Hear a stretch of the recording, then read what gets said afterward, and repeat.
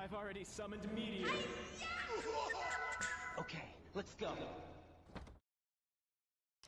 What is up, everyone? Welcome to the L2R2 PlayStation podcast. My name is Fonzie. I'm joined by my co-host from across the pond, my brother from another mum, Callum Monroe. Callum, how the heck have you been?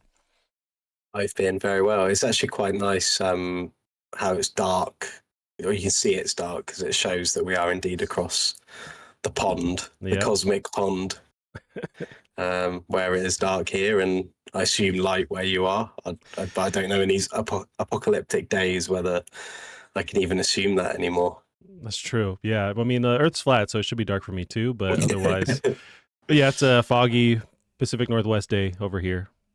Nice. Did you get affected by the red?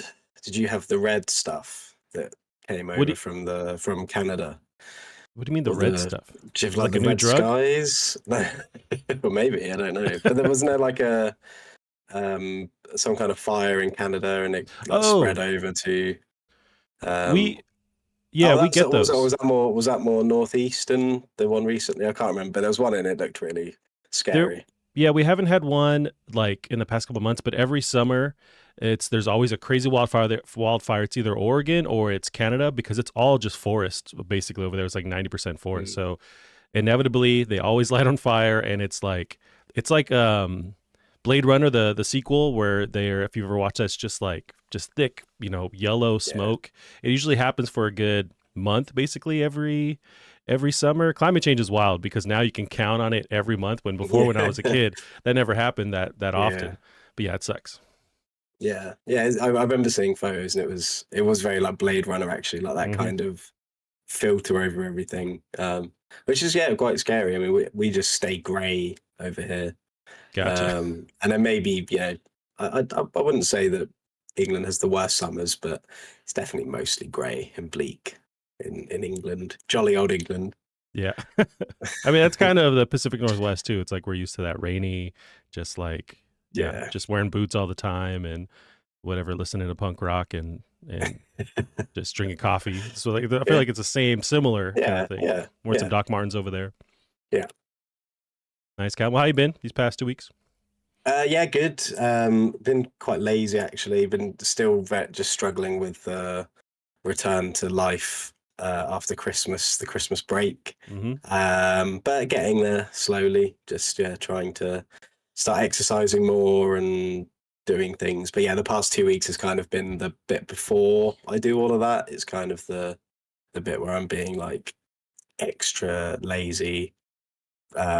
And hopefully it will actually result in me not doing that, but we'll soon find out. Back to work tomorrow, so that should be the kick up the arse I need.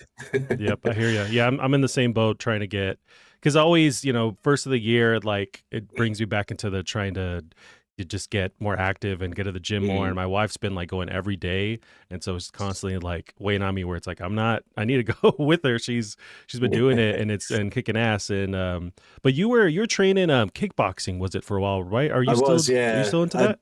Yeah, no, well, since I moved to Brighton, I stopped doing it, and I've tried sort of here and there little other different things, but mainly haven't really been doing anything. I play football with work people every week, and so I just need to get back into the groove. I always need like a schedule, almost like a class to go to. I'm not very good at doing it all myself. I need to kind of go and have something set just so I can go, turn up, do it, and then that's my exercise done, and I can go back to eating everything I want. I don't have to think about it too much, just turn up, get told what to do, go home, and there you go. But I mean, I do enjoy the doing of it, but it's just the kind of the making time for it, scheduling it yourself. I just like to turn up and do it.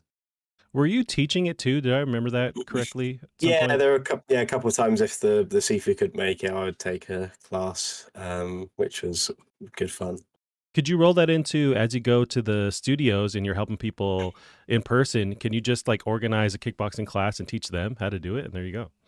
Yeah, I mean, funnily enough, there was a couple of guys from work who we did do a little thing a couple of years ago, where I sort of went up to these little gardens in Brighton and did a little session with them, because they're both into sort of martial arts and things anyway. So, but yeah, other than that, it's just been me being extraordinarily lazy.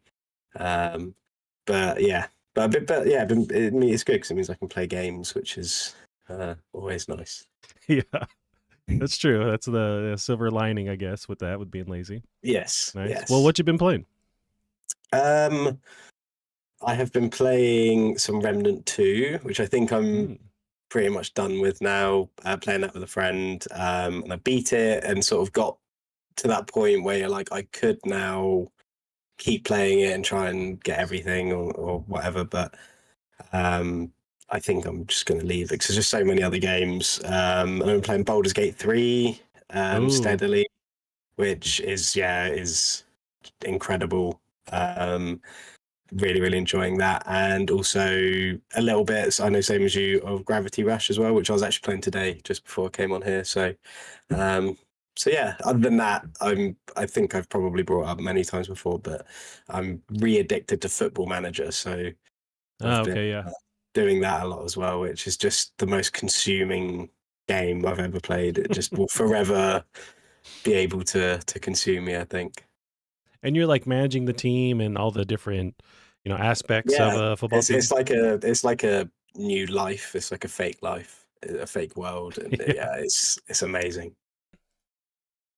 Interesting, interesting. And then Baldur's Gate 3, that's a game that, man, I want to get into. I need to. Mm. And that's coming around my corner soon where it's like one of these days I'm just gonna start playing it, download it. But how are you liking it? I don't know if you talked about that last time. Yeah, I mean, we probably talked about it before because I played it when it came out.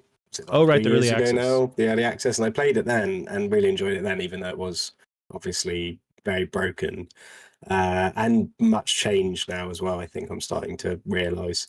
But yeah, it's really, really amazing. I mean, obviously, I know everyone's been sort of saying the same things about it, but yeah, it's one of those where you just really have to play it. So it's a very personal game. Like, it feels very personal to you and your character you've created, Right. and um, it's one of those games that it lends well to play it really slowly and just really like take it in and really take time to explore and read and pick up lots of things and just examine them and read all the books and notes and things you find is a lot of sort of storytelling that can be missed. But if you take it slowly, it really sucks you in. But yeah, it's really, really great. And I like CRPGs. I never really have a tendency to finish them, so I'm hoping this one I will finish. But yeah, steadily been playing through that, and it is yeah, can't recommend it enough. It's very, very good. Yep, it's on my list, man. It's on my list. I got to try that.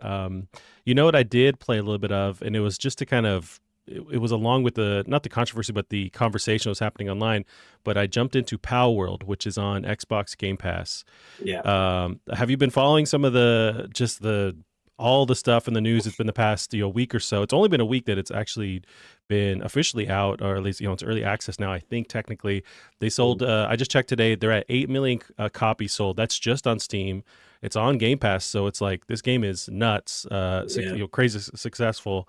I played a bit, and it's not for me. It's just kind of like a janky just a weird survival kind of crafting game, but a lot of people are actually really positive on it. And then there's a whole copying, controversy too. But what do you think about Power World?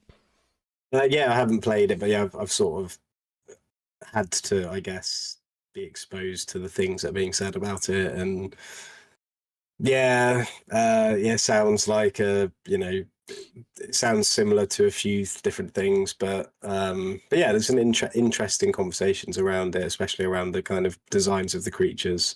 Um, but yeah, it seems to have blown up. I don't think I'll ever play it, but I guess it's cool that people are enjoying it. But I also don't know whether a lot of this is from the kind of conversation around it making people want to go in and check it out. But because I hadn't heard about it until the kind of drama about it, I had no Mm. idea it even existed. And I like to think I'm fairly kept up on games and what's coming out, so I'd assume that there'd be a lot of people in the same boat. So I'm not really sure where it came from or how it's been able to kind of just do so well. But yeah, Yeah, fair I play. remember. this is back before we ended the pod with when the side one I do with my buddy Gavin, we had covered it because there was an initial like announcement, CGI reveal, Mm. concept trailer, and it's like, oh, this is Pokemon with guns. So this is 2 years ago, whatever, and then finally they're out in early access, and it is that, and Yeah. it's just interesting to see all the controversy with the character models and how, in my mind, they're a hell of a lot close to Pokemon. It's like you gotta there's something there. It's weird, but I guess they have some wiggle room. It's just like I'm already kind of negative on that side of things, and then the gameplay itself is just kind of like if you mixed somewhat of the Zelda Breath of the Wild with like a Minecraft with a Fortnite kind of thing. It's like it seems like they're as a dev they're trying to just go with whatever's popular, merge it together, and I guess they found success doing it. It's just there's no soul there for me. Like there's no actual unique thing there for me. It's not really fun, but Yeah. I'm surprised with going on Twitter. It's like people are actually the people are digging it are really digging it. Mm. Yeah, it's like you said, it's not like it does any of those things better, I guess. It's just unique in that those things are blended together for the first time, which I guess, and like you said, it's all the most popular possible things that have all been stitched together. So it's almost like just like a neuron scratch for like the most basic kind of Yeah. itch that people have, I guess, which obviously works. But yeah, I kind of put it there with like Roblox. That's another game that like does ridiculously well, and I just have no idea. The only time I saw it was recently, and it was horrifying looking. So there's definitely a space of games that I do not understand or am aware of.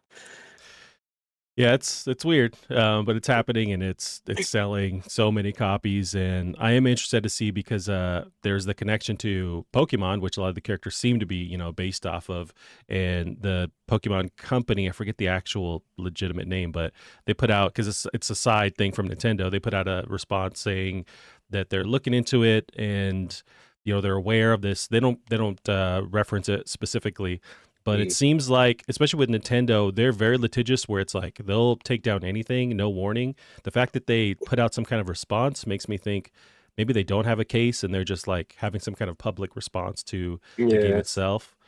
But it's they interesting. probably they probably already knew about it as well, Oh yeah, way before this. So I think unless they're kind of waiting to see just how well it does, but yeah, I don't know. I think there's lots of games that I don't know, maybe not copy Pokemon in this way, but yeah, it's a tricky one. I mean, Pokemon's not really something I'm massively familiar with. I liked the cartoon when I was younger, and I yep. played like some of the earlier games. But so I don't know. I don't. It's difficult for me to look at it and really be able to have that passion to sort of say like, oh my god, that looks exactly like this creature from Pokemon. When I honestly would look at them both and just I wouldn't even know which one was Pokemon, which one was Power World to start with. So I'm just not qualified enough to know how bad it is. And it's something I've been thinking about recently. I'm not a lawyer. I know nothing about how the law works, but if you're a company, like especially a huge company, say like Nintendo, you have this other group, possibly you have a case where they're infringing on your copyrighted material. Do you wait? Is it to benefit you to wait to let them sell X amount of copies, become successful, have a lot of money that you can see in the bank? Would you wait to sue them then to then maybe, so if you take them to court, it's like you could actually benefit from them selling these copies, or would Mm. you want to nip it in the bud early on? I don't know how that works, but I wonder if Nintendo. That's why, like in the days that were like they're announcing, oh, we've sold 5 million, 6 million, 7 million. I was wondering, was Nintendo just waiting for them to actually make some good money, and then okay, now we're going to sue you? But I don't know how that works. Yeah, maybe. I mean, I guess if that would mean that they could potentially get a stronger case or make more money, then I guess they probably would want to do that. But like you said, I don't even have the slightest idea of the pros and cons of doing either way. But I would assume that there is definitely at least an argument for why they would do that. Mm. But yeah, I'm not 100% sure. No, me either. And yeah, good luck to the people over at Pal World, and we'll see if they get sued or they sail on to the sunset and keep making it. And it's weird. We're maybe on the cusp of a whole new juggernaut thing that battles against Fortnite and like Call of Duty. We'll Mm. see if that becomes like its own huge Yeah, success. and weirdly as well. I mean, it's so largely played, but I don't see anything. The only thing I see about it is the conversations like this. I don't think I've even seen gameplay for it. And for a game to be that big and that in like the kind of mainstream things that, us as weird zombie people who look at our phones, look at Twitter and things, I haven't seen a single thing. So it's a weird game. I don't know. It's difficult to even know if it's going to take off because I haven't even seen what it looks like outside the kind of side to side photos and the weird creatures that apparently look like other things. Now in my feed, I do get, and it's weird, I do get a lot of, at least it's Twitter suggesting like different accounts.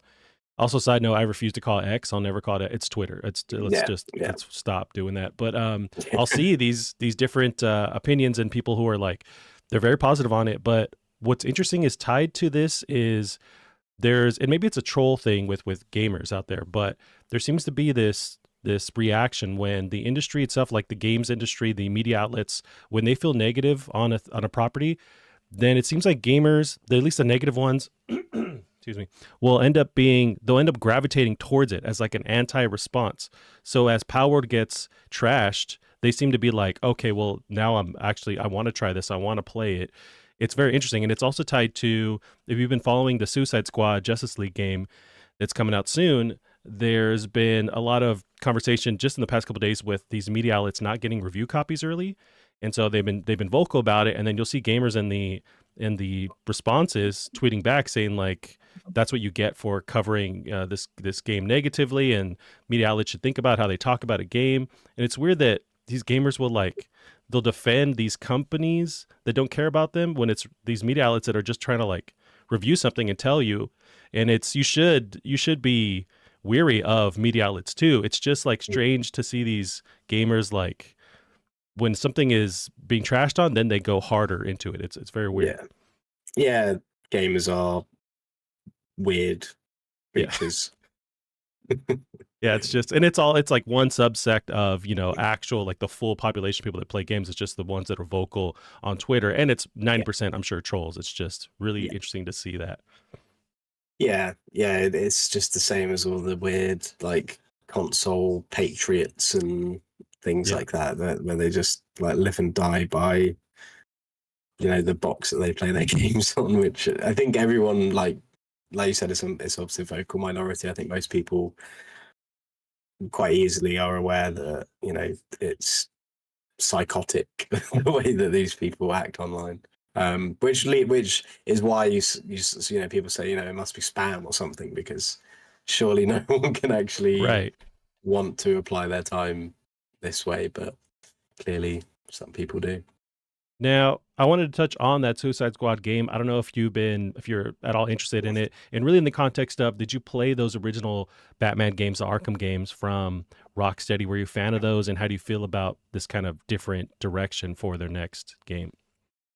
Yeah, I played the first one and really, really liked it. And then I think when the second one came out, it was kind of, I played Arkham Asylum quite late as well. So by the time I finished it, City was already out. But I think I played a lot of Asylum. Like I went back, did all the collectibles and everything on it when I finally played through it. And then I sort of knew City was like open world, and I was just like, I can't be asked. I can't be bothered with something open. I really liked the way Arkham Asylum was like really cleverly designed, and people refer to it like almost like a Metroidvania kind of game, which I can understand. And so yeah, I really liked the first one, but never really played any of the others.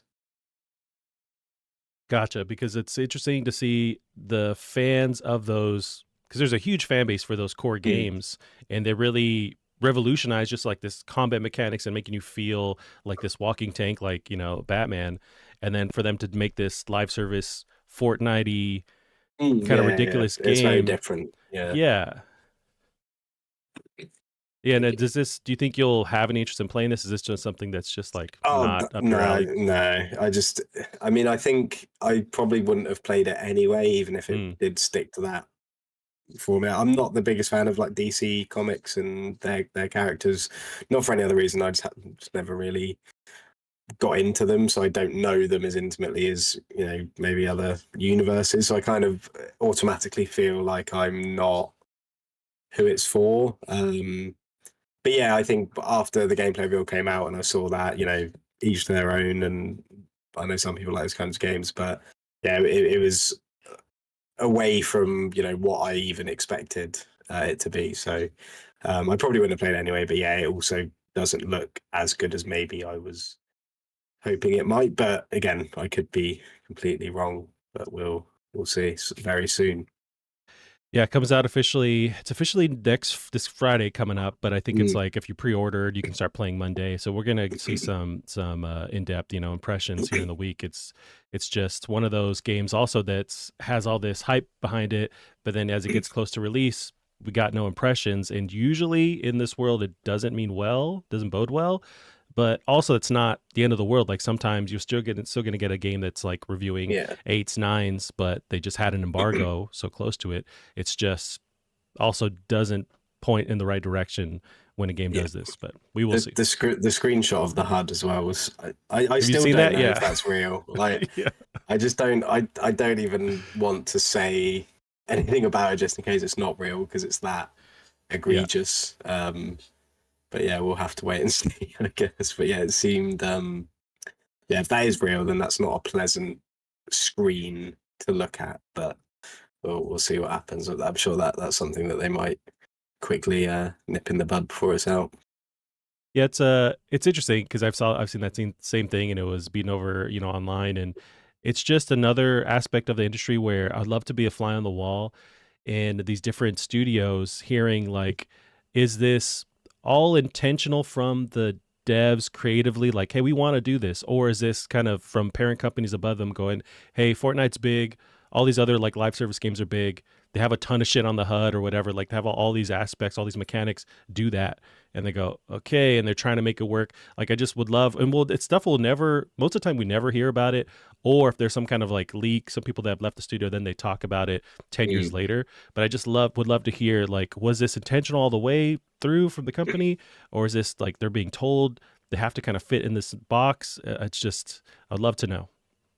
Yeah, it's there's lots of decisions sometimes where you can't really understand the background to them, but I mean, it can always, sometimes it's just as simple as somebody just really believes in something and they manage to convince enough people and it just gets through. But yeah, hopefully the kind of feedback from everybody will help them kind of steer that slightly. But yeah, I wouldn't.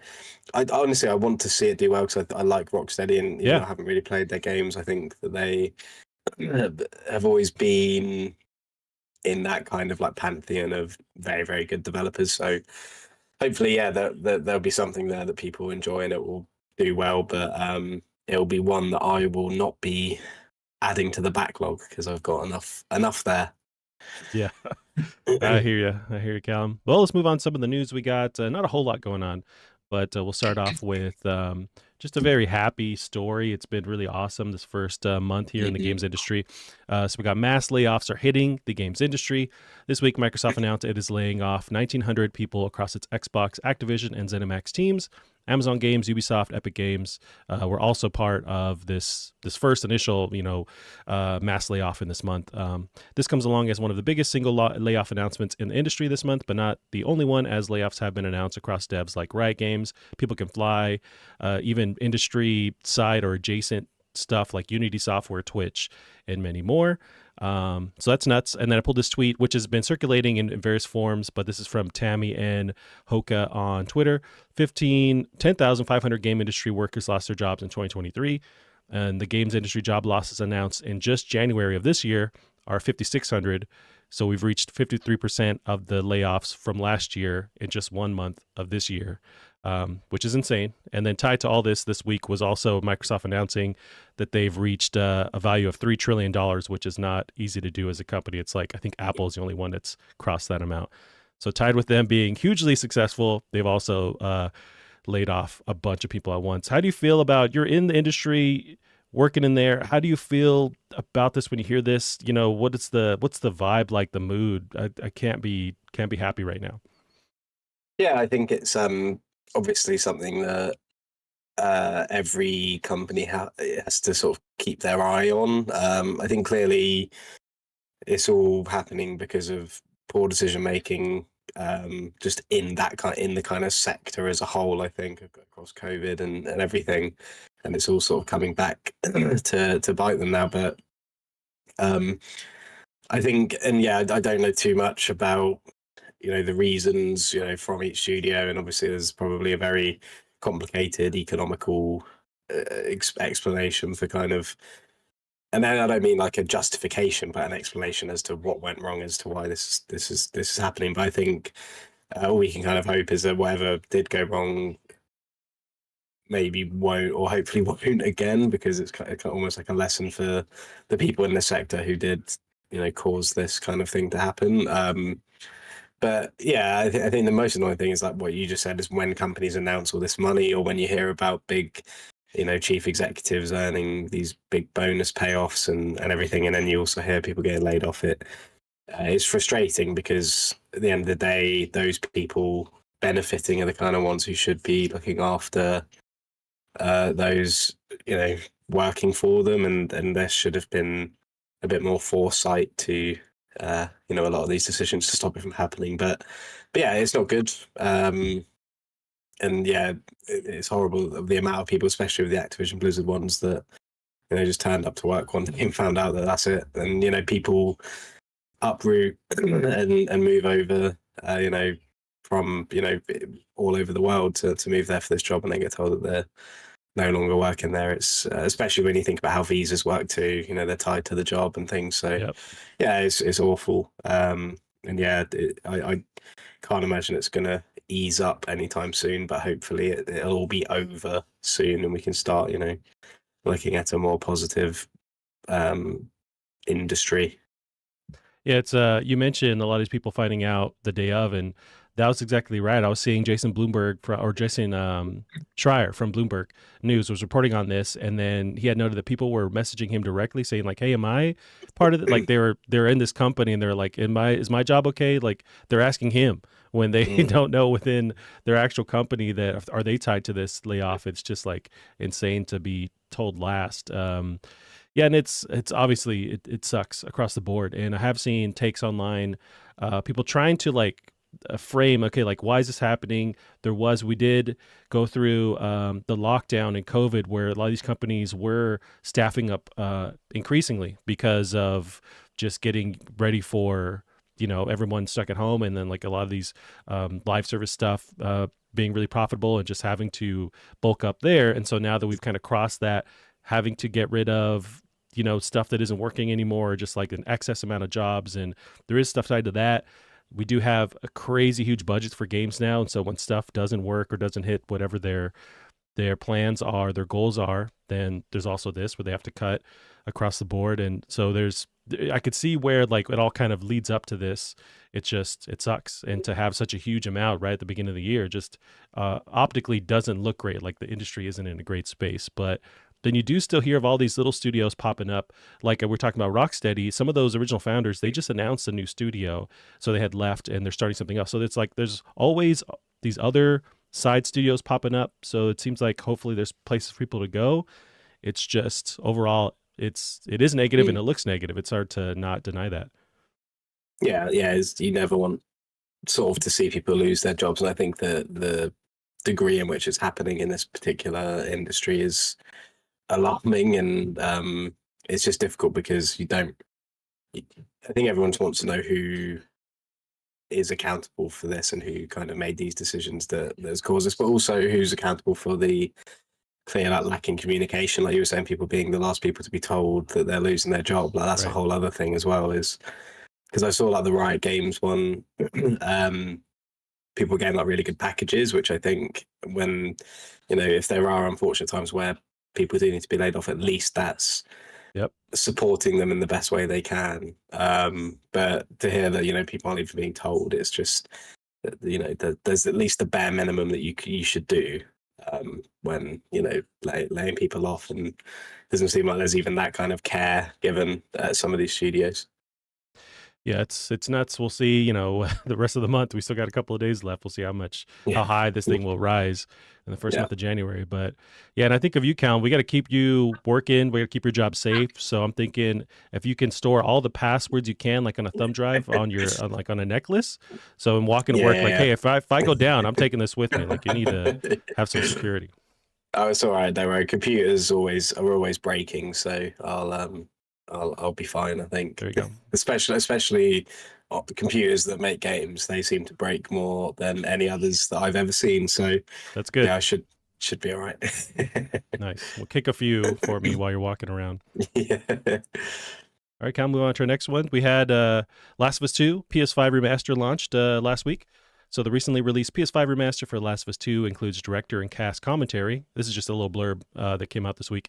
During that, it's revealed Naughty Dog originally planned for Ellie to go through with killing Abby at the game's conclusion. I guess spoilers, I should have mentioned that. This game is old enough, I think, in my mind. But the studio ultimately decided against it as it would have made Last of Us 2 a very different game. So, Callum, they thought about changing that ending or having a different ending altogether. This reminds me, I think you didn't jump into this Last of Us 2 remastered edition this week. I didn't. It actually kind of passed me by a little bit. I knew it was coming, but I didn't realize it was sort of out when it came out. Yeah. I'd like to play it at some point, I think, but I jumped the gun a little early when I bought the Last of Us 1 remake, so I'm going to try and not do the same thing here and just kind of wait until the time's right and grab it probably. But yeah, interesting about the ending. I actually saw, because you posted our Last of Us 2 spoiler cast again recently, and I'd sort of watched like a couple of minutes of that, and I was saying I hated the ending. You know what? It was quite. Yeah, I posted it again because I went through and like a madman. I re-listened to the whole thing. I never do that for any of our stuff because I hate listening to myself talk. But I listened to the whole thing and I was like, I got to play this game again. And it was just a cool conversation. But yeah, it was a whole ride where we were talking about it. You were sort of negative, but you listen to it. It's like 2 fucking hours. But we changed kind of our opinion, or we have this various opinions, and we talk about the ending and how. But this is an idea. I think it was interesting because I didn't forget, but it was kind of interesting to see me so soon after playing it and kind of how I felt about it compared to how I feel about it now as it's kind of set. And I went back to it probably about a year ago and did another playthrough and cleaned up the trophies and everything. And yeah, I definitely feel less negative about the ending now, especially now with the kind of information that there's probably going to be a third one. I think at the time we were all under the assumption that was it for like completely. Yeah, they were saying stuff like this is it. And I think, and also just because it is such an emotionally investing game, when you don't get that kind of payoff at the end, it does feel like a betrayal. But then obviously after a while, you're just like, what am I talking about? Like it's not real kind of thing. And so yeah, it was interesting to see that and see how my thoughts have changed as kind of time's gone on. I've kind of grown less attached to that experience. But yeah, I'd like to play again. I do still have that thing about it though, where it's just such a dark game. Like it's not one of those games where it's almost like a horror game. That's you don't necessarily go, oh, I'm going to go play this really scary game that I've already completed. Like you kind of suffer through it, and then that's part of the intrigue of playing horror games, that you suffer through it, complete it, and then you're like, yes, I did it. I persevered. And I kind of get that same feeling with Last of Us 2 just because it's so horrible, not because it's scary, just it's so dreary and depressing. So it's kind of like an undertaking to even go back into it, especially after already knowing what happened. So I'd like to get back to it, but yeah, maybe just give it a bit more time. Maybe use it as like a bumper to the series, so maybe later in the year or something. But yeah, amazing game, and yeah, excited to see it in its glory on PS5.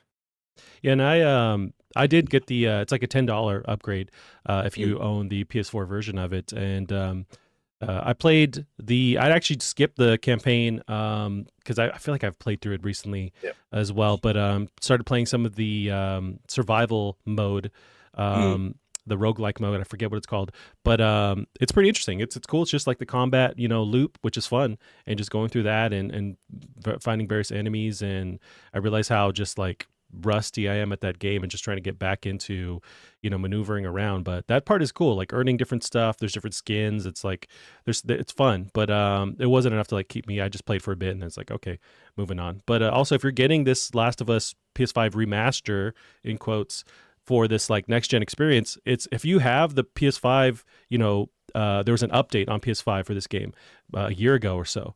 If you Mm. have that, it's basically the same thing. It's like it looks the same. It's Oh, slightly okay. better texture. It's like, but it's Yeah. not like going from Last of Us One to that PS5 remaster. It's not like built from the ground up. It's just kind of Yeah. it's basically like if you go through Digital Foundry did a breakdown. It's the exact same looking kind of PS5 Yeah. update. So, but it's still a beautiful game. It's just not gonna blow your top off. Yeah. Yeah. Yeah. I'd like to give it another go, but yeah, just still mourning, I think. Yes, I understand. I understand. Now, part of this little announcement, so Naughty Dog has announced it's making a new titled Grounded 2, making The Last of Us Part 2. A lot of twos in that sense. Will debut next week on the 2 of February 2024. So a lot of twos coming up soon. 2024. Yep. I know they did this grounded thing for the first Last of Us, and it Yeah. was really cool. So I'm excited to see. I don't know why they're waiting so long. Like I thought, we'd have this by now, or maybe there's something you can unlock playing the game. You can unlock the trailer, like you can watch the trailer for this in the game, which I guess is neat. But I want to see this, so it's coming out soon. Yeah, I loved the first one. So it'd be really cool to see this one. I wonder if they'll touch on the leak as well, and if they have any kind of. I doubt they will, but Maybe. if they do, that could be quite interesting. But yeah, I'll definitely catch that. Now we got closing up our Last of Us talk. We got some updates on season 2 of the Last of Us HBO series. This is from Veggie Sales on Twitter. Directors list for the Last of Us season 2 revealed. So they got returning Neil Druckmann is coming back, Craig Mazin, Peter Hoare, and some new additions are Mark Mylod from Succession, which is a huge show, Nina Lopez Corrado from Perry Mason, Stephen Williams from the Watchmen TV series, and Katie Heron from the Loki TV show. So they're getting some these are top notch, shows. Some of these directors I'm not familiar with, but these are big shows that they're getting directors from. So should be exciting. Yeah, yeah. I mean, it sounds like maybe they'll have different directors for different episodes, maybe because that's quite a lot of Yeah. They did directors. that in the But last season too. oh, cool. Yeah, yeah. I like that. I always like. I think it was. I can't remember what series it was now, but there are a few series that have that where you can it really benefits the series having these different directors. I think The Walking Dead did it for a little bit back when it was decent. Yeah. Because I know that The Walking Dead had like Frank Darabont, didn't it? The guy who did like Shawshank Redemption and stuff. He did like series Oh, really? one, and then he was too expensive, so they axed him, and we all know what happened from there with The Walking Dead. So, Yeah. but yeah, it's not. I like it when you do have these kind of different directors for different episodes. Yep. Exactly. Yeah, and that's filming this year. So I mean, it's gonna be a good while, but before we see anything, but I'm excited. All right, Callum, moving on. We got some PSVR 2 sort of news. So MetaQuest significantly outsold PSVR 2 in holiday 2023. This is from PlayStationLifestyle.net. Go down this rabbit hole here. According to the data available, which focuses solely on Amazon sales since PSVR 2 is sold via PlayStation Direct, has not been made public. So this is just kind of focusing on Amazon sales. For every one box of PSVR 2 moved, the Quest sold more than 30 units between November 16, 2023 to January 16, 2024. So the holiday season, basically. MetaQuest 2 and 3 sold 320,000 units. Whereas the PSVR 2 sold around 10,500 units. PSVR 2 sales are further damaged by its lack of backwards compatibility. So it's we're coming up on a year since this PSVR 2 launched in February 22nd of last year. If we're to follow, if this data it doesn't encompass everything, but if it's sort of a feel for how this thing is selling, how do you feel about, as we get closer to a year now of the PSVR 2, how do you feel about the sales, and if Sony is going to keep supporting this thing? What do you think? It's not very good. That's the first I've seen sort of how many it's actually sold, but yeah, it's being rather Yeah, and I have an update on destroyed that. by. So Sony Yeah. confirmed in March 2023 that the PSVR 2 sold 600,000 units in its first 6 weeks since launch. Now, the original PSVR had sold around 5 million lifetime units. It sold about 1 million units in its first 5 months. So it seems like PSVR 2 is trailing a little bit behind by like 400,000 ish units. But Sony also doesn't release a lot of info, and I think it's because it's maybe not Yeah. doing the Not doing hottest very right well. now. Yeah. Yeah. Yeah. It's also good. It's interesting to see how many MetaQuests have sold as well, because that's quite a lot. Yeah. I think it's almost like you've got one thing doing really badly and then one thing doing really well. So like the difference is even bigger. But that's interesting. Yeah, I'm always curious as to where, how big VR is, and it clearly is still going pretty strong. I've been considering digging my Meta Quest out, with all these sort of different games that have been coming out recently. Mainly that Assassin's Creed one and that, Yeah. what's that, D&D kind of one? I can't remember the name, but that Oh, it's looked like pretty something cool with as the well. blade. I wanted. It's got really good Yeah, reviews. yeah, that looked really cool as well. But I think the main thing with PSVR 2, which we said before, is there's no reason really to get one, especially for the price. Yeah, so it's Because I'm pretty sure the still Quest is significantly cheaper as yeah. well. Yeah, Um, Quest 3 rather is the newest one. That one's around $400 US. mm, It's a bit more advanced. And Quest 2 I've seen drop to like 250. Now yeah, the PSVR 2 is still at 550 in the US. So yeah, although one of the things I was thinking as we reach the year, birthday of this thing, do we see a price drop? I think it desperately needs a price drop. yeah, yeah, it definitely does. But there's just nothing selling it to me. I can't, apart from Horizon, which does look cool, but I can't think of. You don't have these like games that are really trying to push, like that. Is it Asgard's Wrath or something like that? That's the one.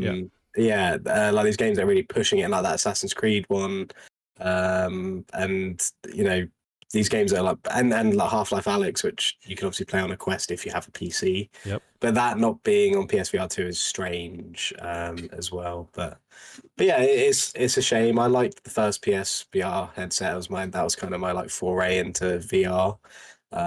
But so it's a shame to see the second one kind of not doing too. Yeah, and it's crazy because I mean the PS5 we see new stuff every month.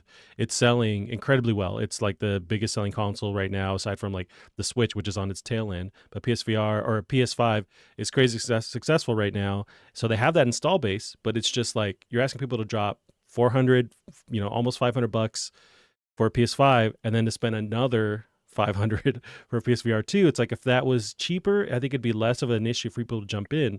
Then you have that install base that's already there. But with a MetaQuest, whatever the heck, it's way cheaper, and it's like that's all you need. You don't need another piece of hardware to run it.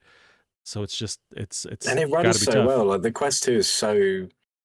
All the games I've ran on it. I mean, the Resident Evil 4, not the remake Right. VR, but the original VR one. But like Randomate, and I know Resi 4 is an old game, but it's quite a complicated game to put into VR in the way that they did, and for it to run the way it does completely wirelessly, like on its own, Yep. it's great. And to know that you can now get a Quest 3, which is still cheaper than the PSVR 2, um, is yeah, it's pretty crazy. And I think one thing as well, and we'll probably talk a little bit about the Portal later because that's where I've been playing Gravity Rush. But seeing how good streaming's getting, I would assume the Quest 3 would probably, a lot of its advances would also probably be in its like connectivity Hmm. qualities, because I know that was always a bit of a downfall with the Quest. Um, so if that can work with streaming, like getting a Quest 3 streaming Half-Life Alyx through your PC, it's I think that definitely sounds like the Quest currently just has the kind of VR market on lock. Really, I could be Yeah. wrong, but I just feel like what they're offering can't be beaten, and it's now difficult to compete with that because they've kind of cemented themselves into that position. So yeah, I like that PlayStation have tried and they're sticking with it, and they've made clearly a quality device, and they've backed it with a quality game in Horizon. But it's just not enough. I don't think. I think the Quest is just dominating, and I think the fact we're seeing these really cool new VR games coming out on Quest, it's just not helping the PSVR because it's more expensive, and there isn't really a reason to play those games on it. Yeah, and one thing I forgot that was announced with PSVR 2 is not backwards compatible. So you have to wait for a lot of Right. these devs to release a sequel version for the PSVR 2, and your Mhm. whole backlog that you spent all this time, building, if you were to upgrade or adopt to PSVR 2, is not there. It's just, and that's kind of Sony, how they do things, where a lot of their stuff isn't, I wouldn't say consumer friendly, but it's just not like compatible with a lot of stuff Mm. beyond the PlayStation Yeah. ecosystem. You mentioned the Portal, it's just for the streaming for PS5. You can't do it with your PC. With PSVR 2 and the original PSVR, you can't connect to PC, which I think a lot of these devices that are successful are doing. They're Mm. trying to just spread their tendrils and to connect to everything to help you justify, yeah, I'll buy that because I can play it on this thing, that thing, and I can Yeah. play it on my PSVR if I want But as well. do you think there's even anything that could happen now that would even make people want to get the VR2? I think obviously a big price drop would be needed, because even if you only have a PS5 and you're thinking getting a VR headset, what reason is there to get the PSVR2 over a Quest? Because all the games you can play on your VR2 pretty much are on the Quest aside, and I don't think the ones that are exclusive to the PSVR2 are enough to Sure. kind of warrant the extra, what is it, like $250 on top Yeah. of the Quest if you want one of those. Even more if you're happy for a Quest 2. So yeah, I just don't see there being any scenario where the PSVR 2 is the better option. Like it's not even like, oh well, if you've got a PS5, then the PSVR 2 is clearly the better option because of it. There's just no reason you can give, which is probably why it's doing so badly in comparison to the Quest. Yeah, it's tough where Sony's really tackling the almost like the higher end enthusiasts with VR who want the best possible experience.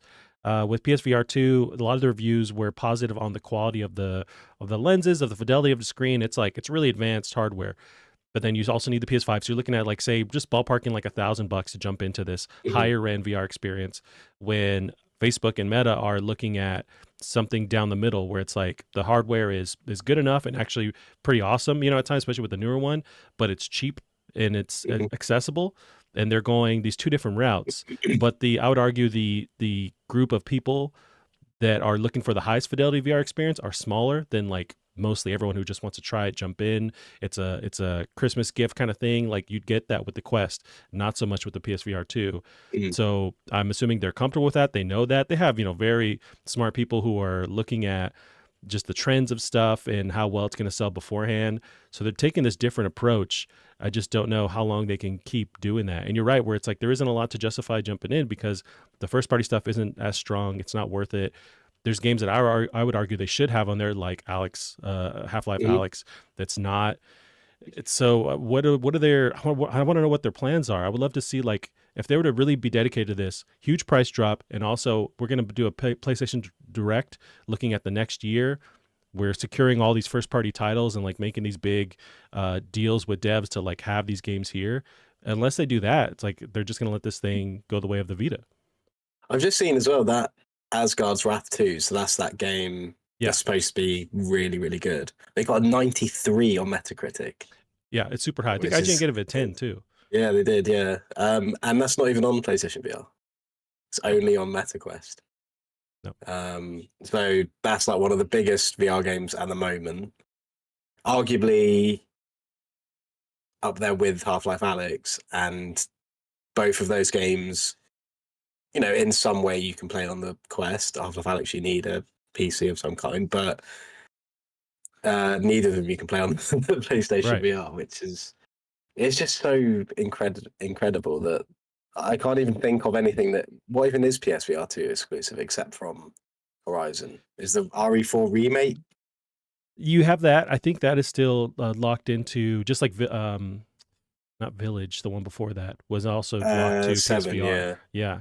So they do have that deal with Capcom for that. Okay, that's But decent. That is yeah, decent, but still not enough, I don't think. no, it's tough and it's just And I assume that'll probably be timed, considering the original Resident Evil 4 um, is on the Quest. Because I think Resident Evil 7 is different, where that came out on the PSVR 1, which no VR headset plays like that anymore.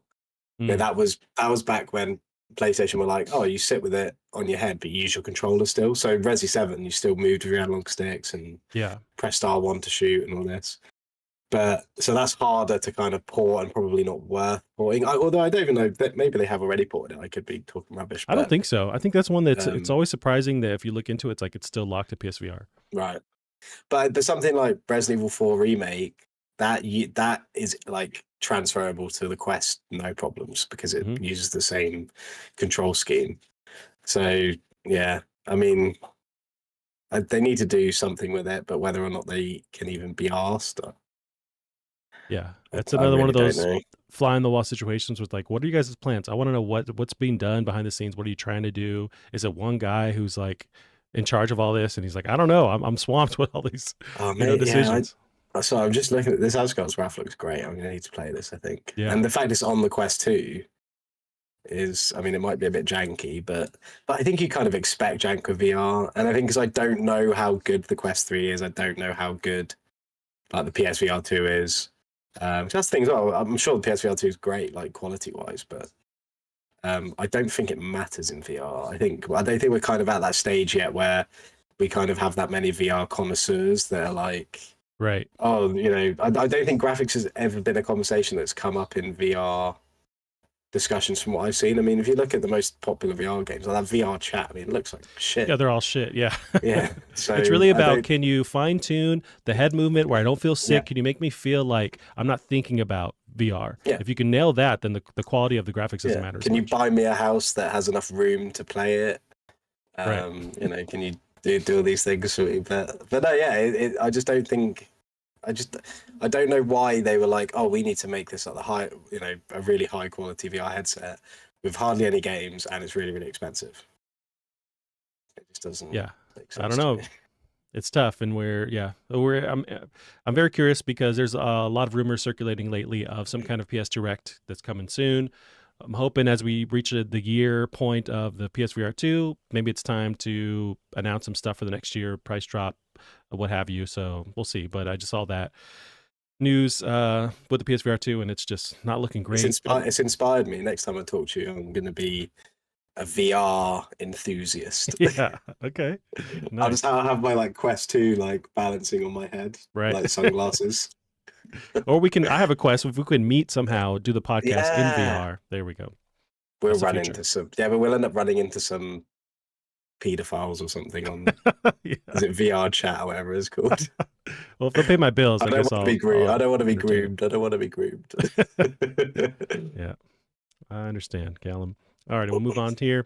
Rumor time. We got Death Stranding 2 update and Until Dawn remastered in the works. So here's a tweet here pulled up from Okami13_ on Twitter. It's a huge outlet on Twitter. Death Stranding 2 is reportedly getting an official update in the next 2 weeks. Dia Labs also reports that Until Dawn is coming to PS5 and PC. Highly likely we're getting a state of play soon, in my opinion. So a lot of media outlets have been covering the rumors of an Until Dawn PS5 remaster edition and PC version port coming out, and then Death Stranding 2 update would be nice. But what do you think about possibly these things happening? How do you feel about Until Dawn getting some PC love and coming back to PS5? Yeah, I think it's unexpected, but I really like Until Dawn. I think it's definitely Supermassive's best game. I haven't played the Dark Pictures, but I watched my sister play through. They made a bunch.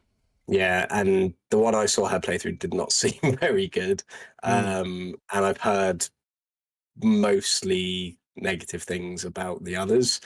I'm sure they're fun just because of the kind of games they are, and I think that they still need to be credited with, nailing that kind of horror movie interactive kind of feel. And funnily enough, I think the mixed reception that each one's getting is the kind of mixed reception you get with horror movies. So you almost want to take that, in that way, because what horror movie have you sat down and gone, I really want to watch this, crappy horror movie, and you see the reviews and they're all terrible, and it kind of makes you want to watch it more, and then you watch it and it's terrible, but you still loved it. So it could be the case with the newer ones, but I'm not sure. But yeah, Until Dawn was really, really cool. I don't know whether I'll play it again because I'm a bit of a scaredy cat, but it was a really, really cool game, and did a lot of unique and interesting things. So, but I remember it being pretty big when it came out. So I don't know who, but was it PS4 only or something like that? But I want to say PS4 only.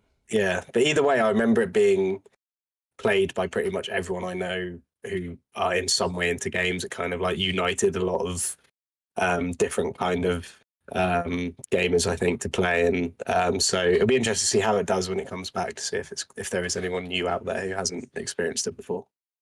Yeah, and this is a game that lends itself really well to like streamers, people on Twitch, YouTube, with the choices you can make, with having the chat involved and the campiness of this horror movie basically you're playing.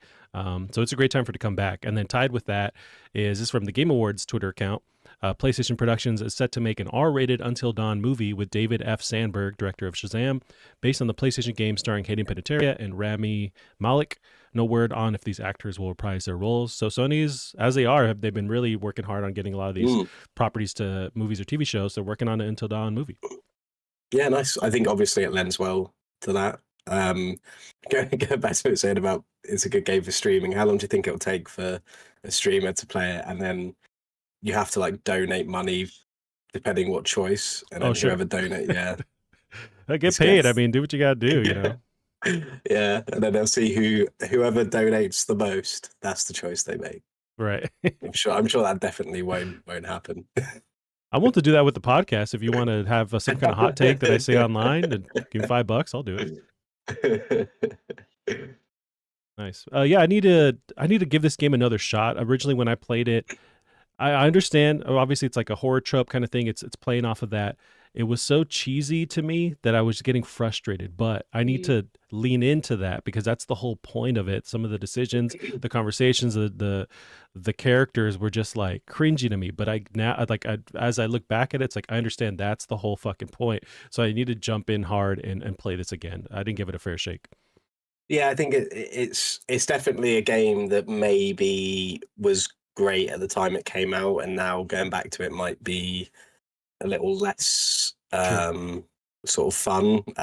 But yeah, I probably won't go back to it, but it's interesting just to see it kind of revived in some way because it was a game that at one point I did really enjoy. Now, how do you feel about some Death Stranding 2 news? Do you think it's about time? So far, we've had some images, a very short trailer I know is online. Do you think we'll get an update on that soon?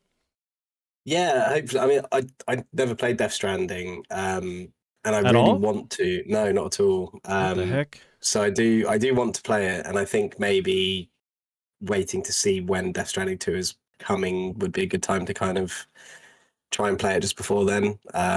But yeah, because I kind of want to play the first one, I'm interested in the second one now, if that makes sense. So, and I'm sure that nothing can be spoiled because the trailers just are the weirdest fever dream scenes, so it doesn't really matter. But it looks cool. Some of I can't remember the character design from the first Death Stranding 2 trailer. What did he look like?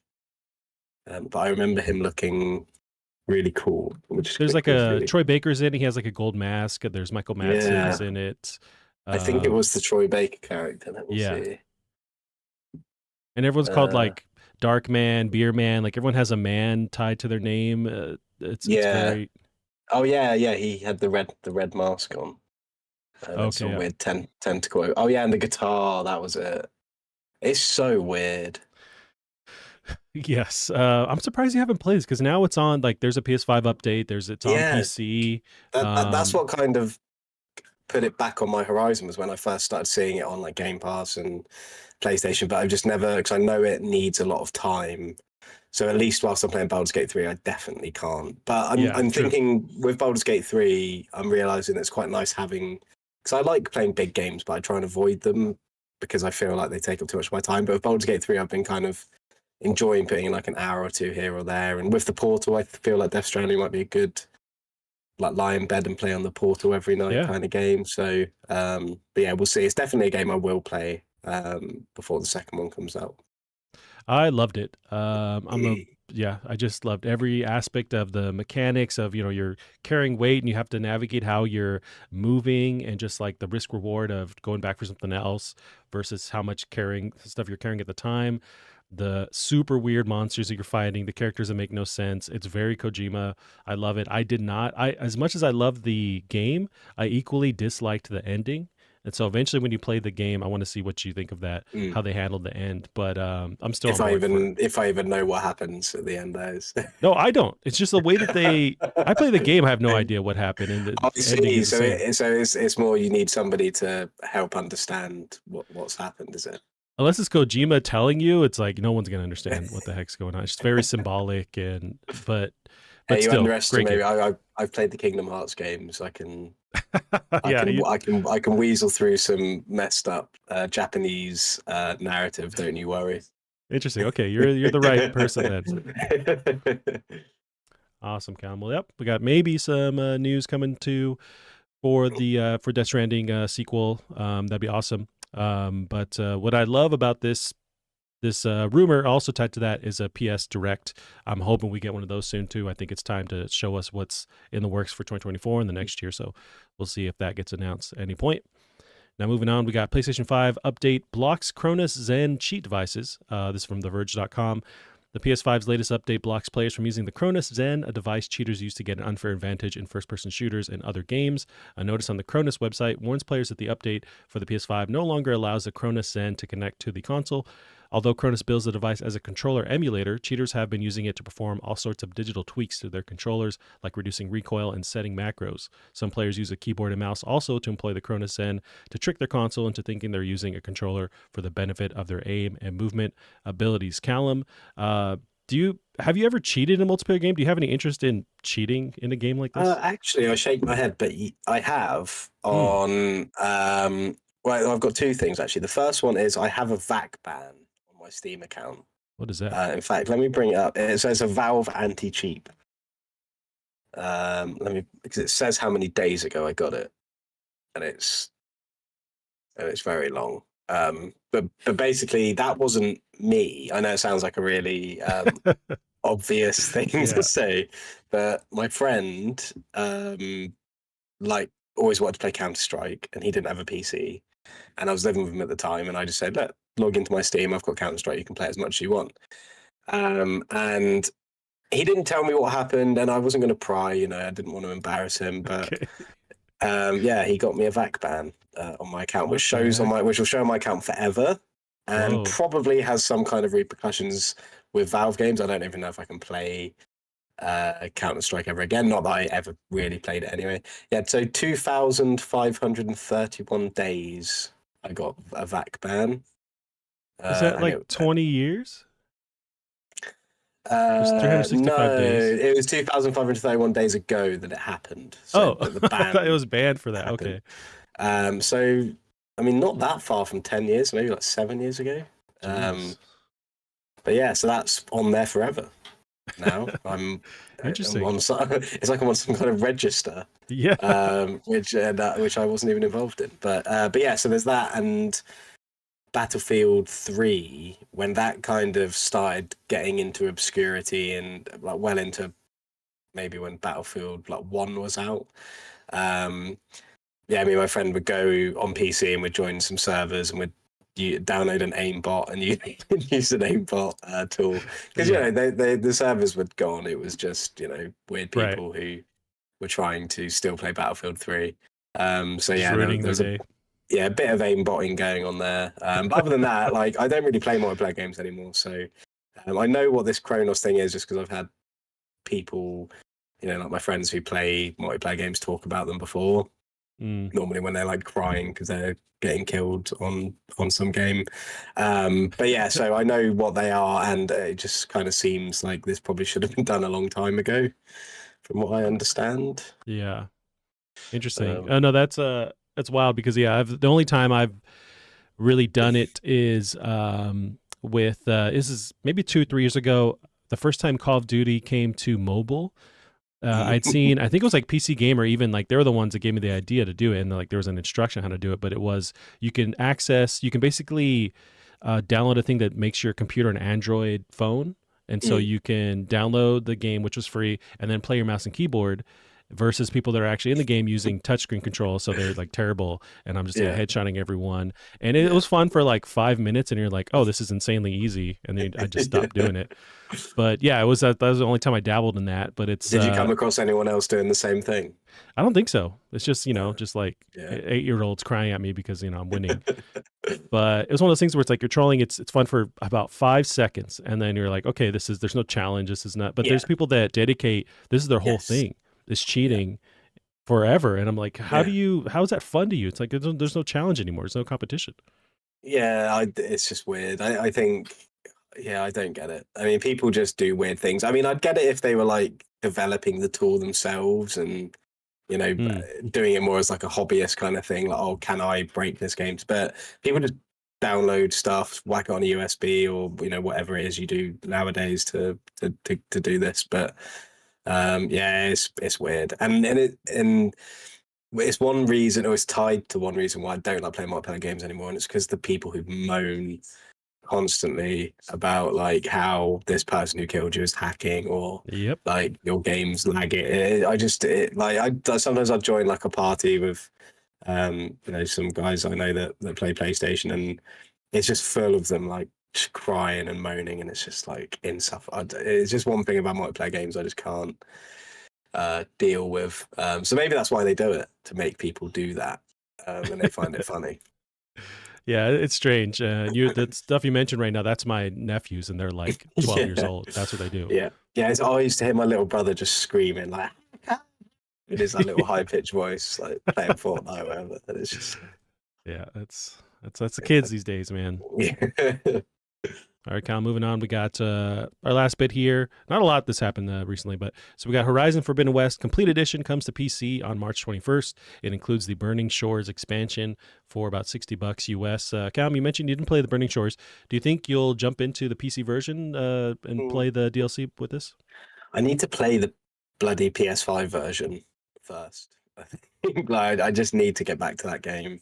I think I maybe like 10 hours into Forbidden West, and then for whatever reason just stopped playing it. But I think if I remember correctly, there was something that happened in the story that I wasn't too fond of, and it just kind of put me off a little bit. But I really, Sure. really want to go back to it. But yeah, it's cool to see that it's coming to PC, because the first one's on PC. So I guess that kind of like completes that. And the fact it's all complete means people have been waiting for it are going to get all the content all at once, which is the annoying thing about DLC, is that it usually comes out too late. So by the time it's out, you're already done with the game. So Yeah. yeah, that'd be a cool little package for those who have been waiting for it. I feel like you're a big PS Portal fan. This could be a good Portal game because you're sitting around. It's not as input important where it's like you need that one for one. It's like your platforming and stuff. Like there's enough of that. Yeah. There's less of that delay where it's like it could be fine and you're playing at on your bed. Yeah, I mean, for games like Horizon, I think I'd probably like to play it mainly on TV, just 'cause I've got a nice OLED TV, and I think that would look really good on there.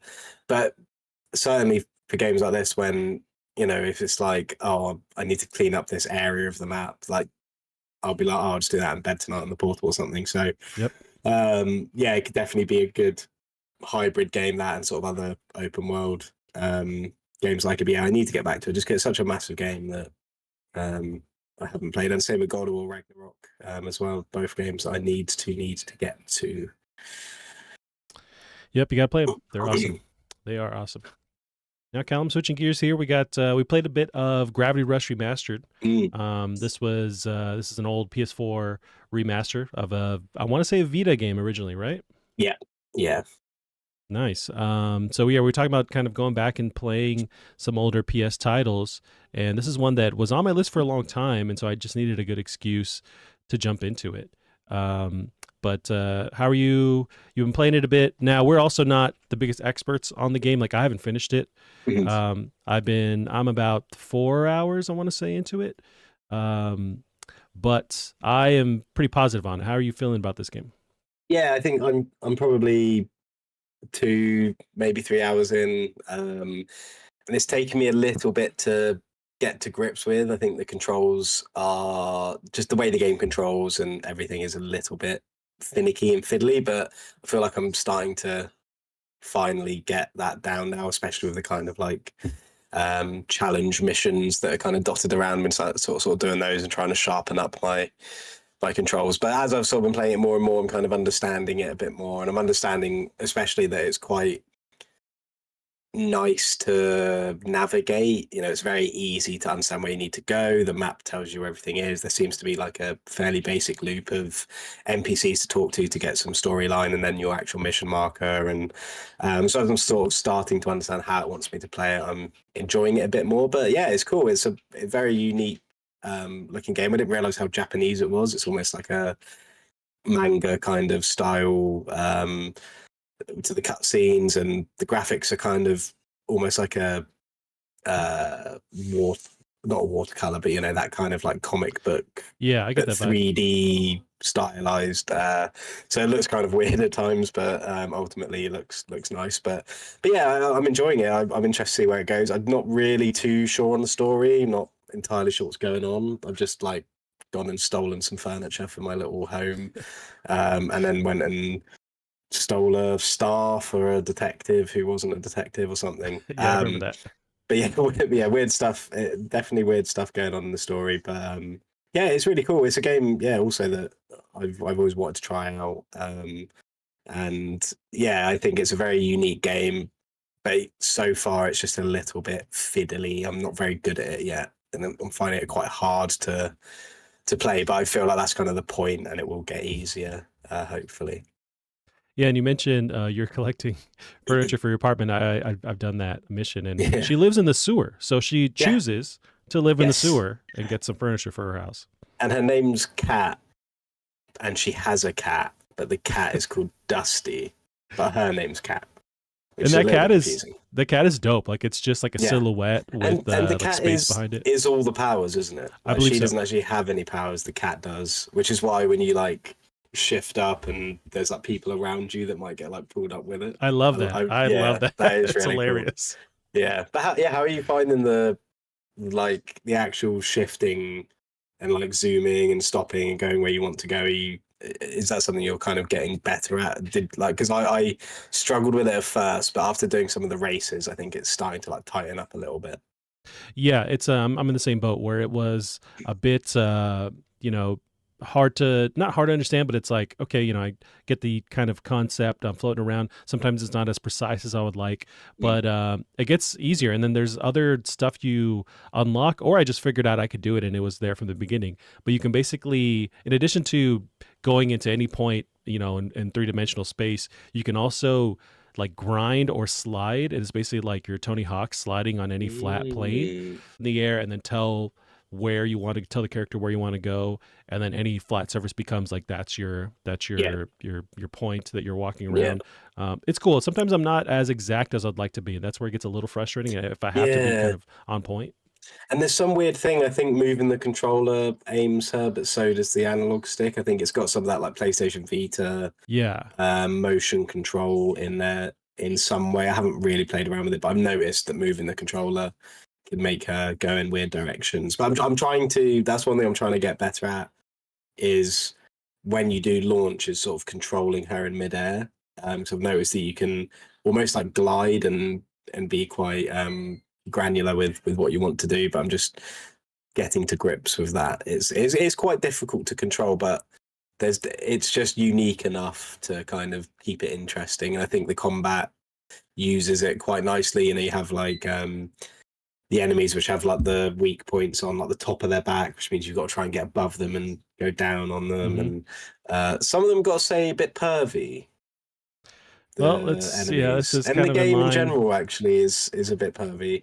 I started a side mission, which I think is actually DLC, and it's like a maid mission. So I'm now wearing some like maid costume, and then you've got to go fight those like weird legs almost that have like a weirdly big arse that is also where the weak point is. So you got to punch them in the arse, and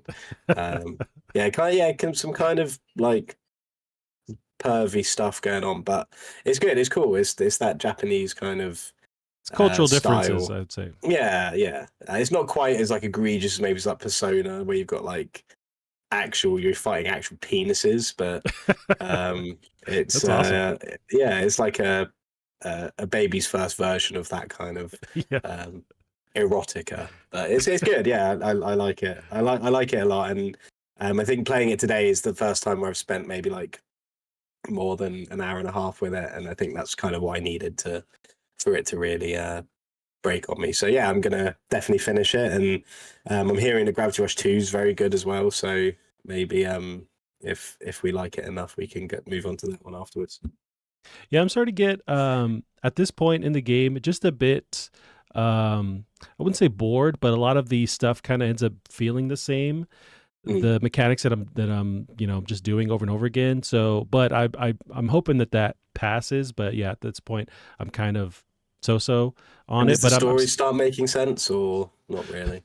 no, but sort of. There is some kind of, there's other like you do find another character like you that has some kind of animal Mm, ability that's controlling. So like there is that. You're connecting these different. You're in this weird floating city. This is where the game mm, takes place. And you are connecting these other parts that have been fractured. But then you meet these other characters that kind of control everything, but they don't make any sense. So I don't know if I'm looking for it to tie together, or to make any kind of sense whatsoever. But it is fun. Like when you nail the mm, maneuverability, like when you're flying and you're hitting these points you want to hit, it's very fun. Like I really dig mm. that. It's just like the flow, the speed of it.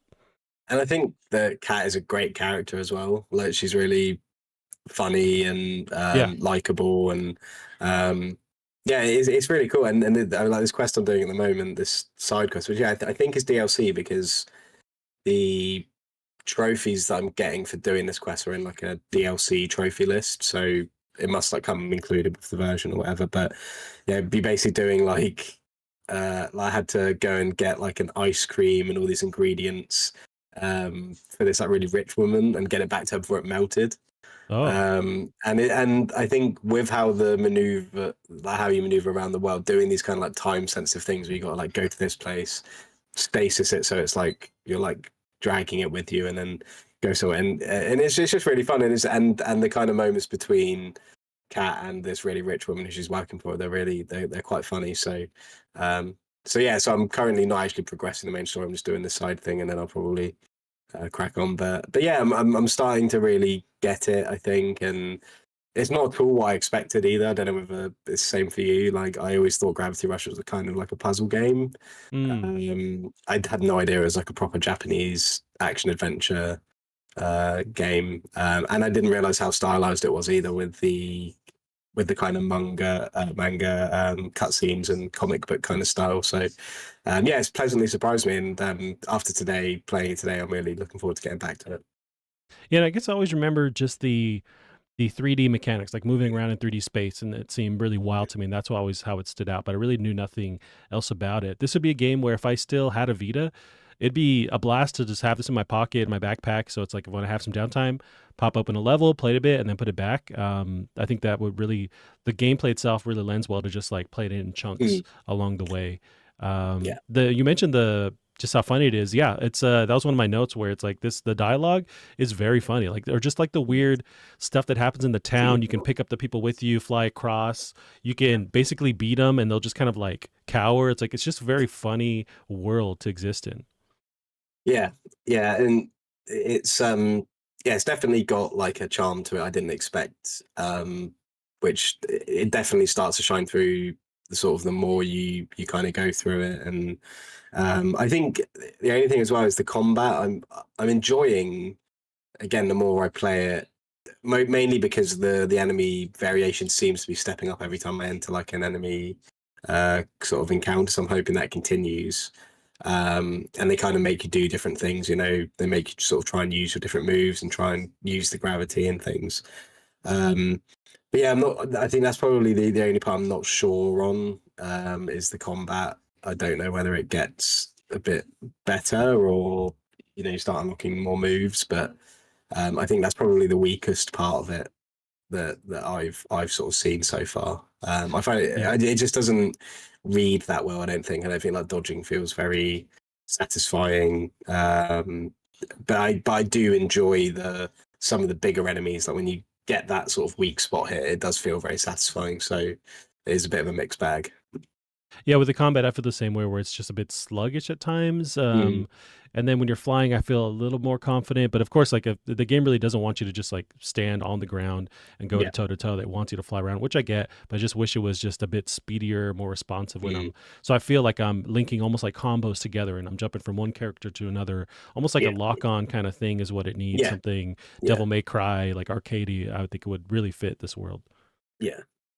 And the art style is really dope. Like I found being very positive on just like not only the world, but like you mentioned the manga, like just like cutscenes almost, where they're just like going character to character and the dialogue, or there's even these like in between cutscenes where you can move the page around, like it's like just like a 3D thing where you can kind of warp like how it looks.